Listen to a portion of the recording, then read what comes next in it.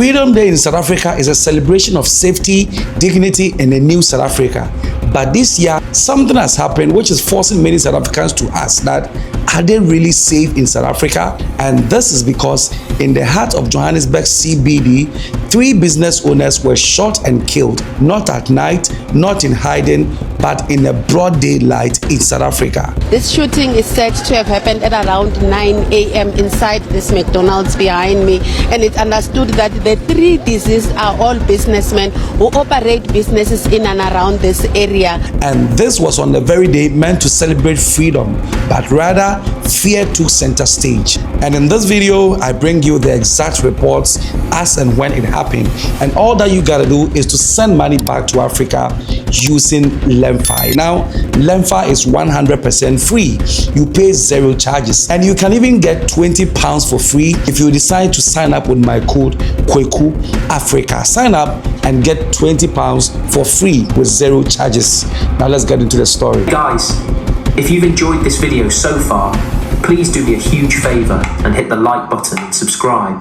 These videos take quite a long time to make, so if you could help me out, I'll love you forever.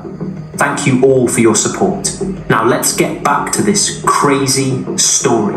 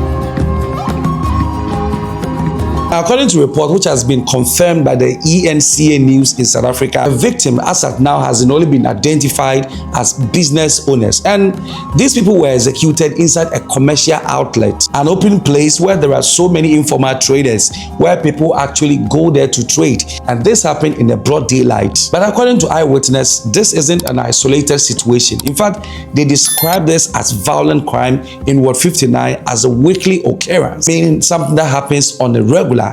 And they even confirmed that even before this one, there's been another killing before this particular one.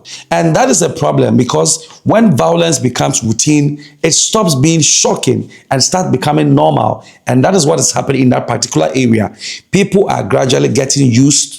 Now, the police said that people were businessmen and were also foreigners, and they were aged between 30 and 45 years, and they were having breakfast when 2 masked suspected entered the restaurant at the corner of JP and Small Street and opened fire. Now, as it stands now, all 3 men were declared dead at the scene. The victims were believed to be foreign national shop owners, possibly Somalis, although this has not yet been officially confirmed. Now, the shooting also triggered a swift response from the Johannesburg Metropolitan Police Department, with officers sealing off the area as emergency services attended to the scene and search operations for the suspect. Now, as it stands now, Gauteng Police Commissioner has condemned the killing, saying that no stone will be left unturned during the investigations. And the police have also urged anyone with information to come forward and report anonymously via the SAPS line or through the local police station.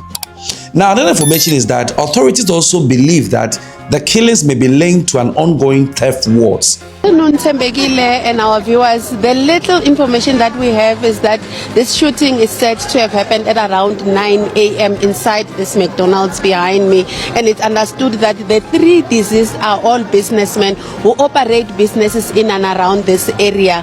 Tembegile, since then, my colleague will show you just a bit shops that operate here. You understand, this is the busy mall and Rahima Musa Street, and there's a lot of informal trading happening, but shops that operate street in and around this vicinity right now have been closed since that shooting. We understand that the 3 bodies have now been removed, but people who work here daily, Tembekile, some of them are selling hair in and around this street, say they are scared because this is actually not the first time that an incident like this happened. They've actually told us that in the past 24 hours, another business person was actually shot last night. So this brings to 4 the number of people that were killed in 24 hours in and around this small street. But let me bring in somebody who's quite familiar with this, that what councillor in this area, Stembiso Hlatshwayo.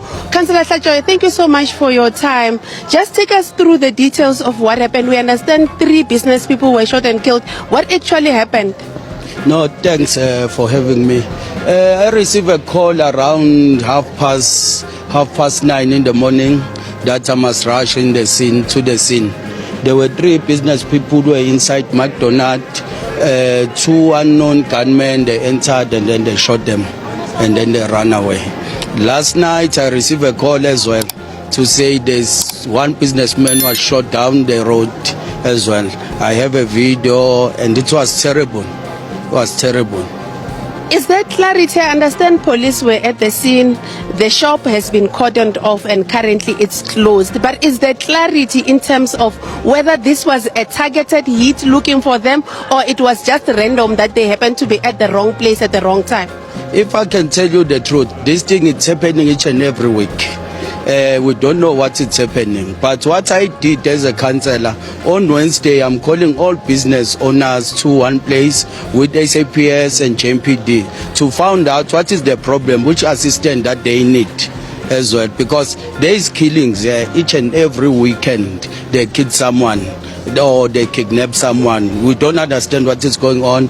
Maybe there is this thing of gangsterism or what. But we are going to find out on that meeting on Wednesday.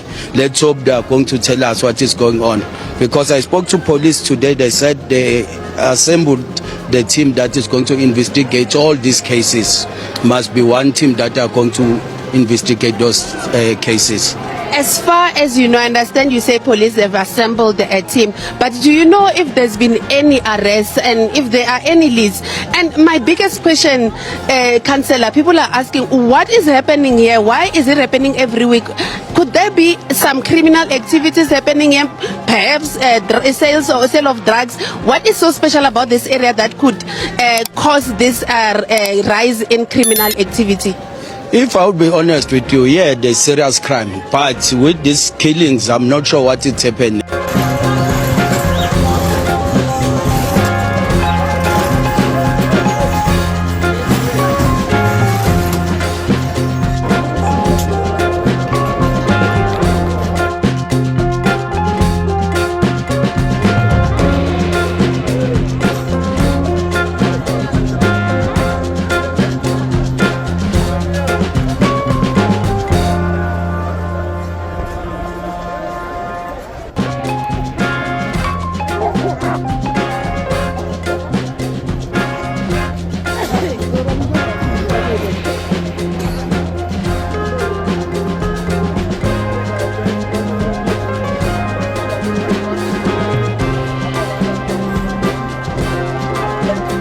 Ningizimu Afrika sikhona futhi endaweni yesigameko asiphinde sikuthathele udaba oluqhubekile izolo ebusuku utholakele kumuntu odubulile izolo ku Russell Street wabaleka wantshontsha imoto yamaphoyisa wabaleka ngemoto yamaphoyisa utshontsha imoto ezu3 zamaphoyisa baleka lo muntu okufika bafuna ukuthi abahambe ngempela manje ucela agcine ke emthathile amaphoyisa amthela uthulini ke ukhona la endaweni nasingoba kuvaliwe ke Butterworth yilo muntu wenze osigamekweni siku Russell umuntu odubulile ubalekile amaphoyisa amjaha wabaleka wazongena wabaleka ngemoto yamaphoyisa wafikela imoto ezodukula zuthungu zosondela ngenikhombisa imoto ke ade baleka ngazo lezi zamaphoyisa kodwa agcine emthele phansi othula amaphoyisa asondele sikutholela imoto ke abebaleka yamaphoyisa ezu2 abaleka bamdubile kweyodwa yamaphoyisa seNingizimu Afrika sondele ke sikhombisa imoto ke agcine bemdubile kuyona nansiyana ke le agcine ke fele kuyona bebaleka ngayo yilena ke bezaba ukubaleka yayo ku SAPS ke imoto yamaphoyisa ke ekhona endaweni yesigameko njengamanje yona ke le yana imoto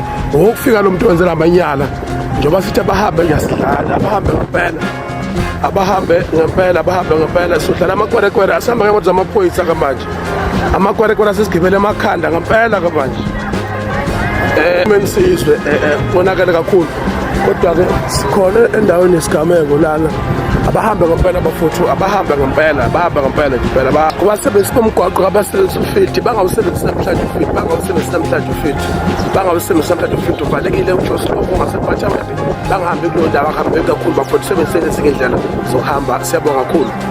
Now, this isn't just a crime story. In fact, this is a warning sign. And if you live in Johannesburg, then I'm asking that, is this what you are seeing on the ground? And more importantly, what needs to change?